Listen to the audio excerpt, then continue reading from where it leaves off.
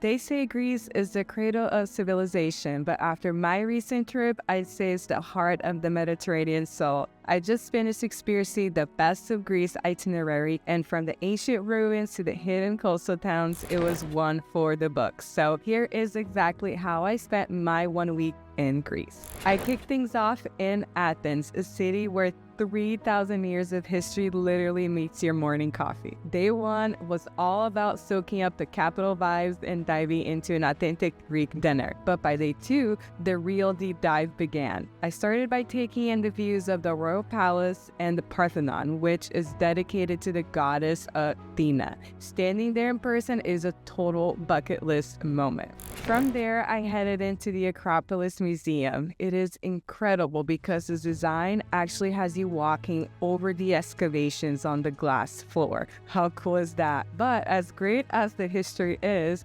wandering around the old streets of Plaka that afternoon for the best Souvlaki in town is where the city really wins you over. The real magic, though, happens after the sun goes down. Seeing the Acropolis lit up at night is a religious, amazing experience. It towers over the city like a crown of gold. And then from there, I wrapped up my day with a Mycenae-style dinner, which was the perfect chance to taste a little bit of everything, all paired up with plenty of free-flowing wine. On day 3, I left the city behind and crossed the mighty Corinth Canal into the Peloponnese area, which is the legendary land of Agamemnon. We explored the ancient kingdom of Mycenae, where walking through the massive stone lion gate makes you feel a little bit tiny against history. After testing the perfect acoustics at the amphitheater of Epidaurus, so perfect you can hear a pin drop from the back row, and viewing the sanctuary of Acropolis, which is the god of medicine, I made my way to the coastal town of Nafplio.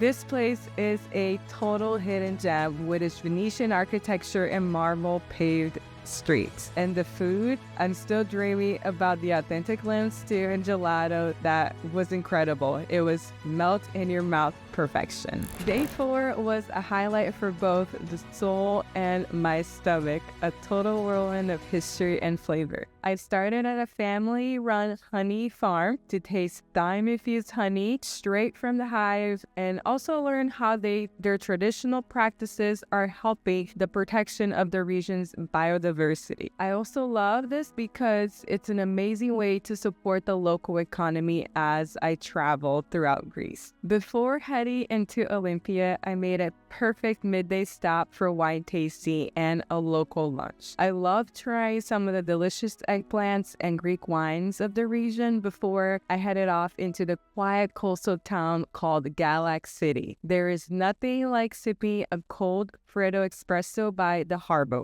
Incredible views. And then from there, I capped off the day with a night of Greek hospitality at a local olive oil and wine estate with the Karabelas family. Think home-cooked food, traditional dancing, and a way too much laughter. What an incredible experience. I started day 5 by diving into centuries of history with a local specialist, walking through the remains of the Temple of Zeus and Hera and exploring the museum really puts the sheer scale of ancient Olympia into perspective. As a retired professional swimmer, standing in the place where the very concept of elite competition was born felt incredibly special. It was like a pilgrimage to the roots of everything I worked for in the pool for years. From there, I left the Peloponnese area behind, skirting the coastal line north to Patras and crossing the Gulf of Corinth, back to the mainland of Greece. My destination, the mystical mountains of Delphi. But before I settled in, I had a full-blown Greek culinary experience. I got a hands-on cooking lesson from some of the warmest hosts I've ever met and learned the secrets behind those famous local dishes like tzatziki is spanakopita. There's nothing quite like the satisfaction of sitting down in such a beautiful setting to a scrumptious dinner that you actually helped prepare. And now I have some local recipes to make when I get home. On day 6, I climbed toward Delphi to consult the oracle at what the ancient Greeks called the navel of the world. Standing at the Temple of Apollo and looking out over the deep green valley, you can instantly see why they believe this was the center of the universe. But the real surprise of the day was the mountainous village of Arachova, perched high on the slopes of Mountain Parnassus. With its rustic stone houses and windy alleys, it feels more like a cozy alpine escape than the Mediterranean. It was nothing better than enjoying Greek moussaka with all the mountainous views surrounding you. The contrast is absolutely stunning. One minute you're walking through ancient ruins, and then the next you're looking out the window over legendary views of olive groves that stretch all the way to the sea. I wrapped up my journey in Greece by heading back to Athens with a fairer dinner and nightlife. From the first bite of honey in the Peloponnese to the final sunset in Athens, this trip was a reminder that Greece isn't just about a destination, it's truly a feeling.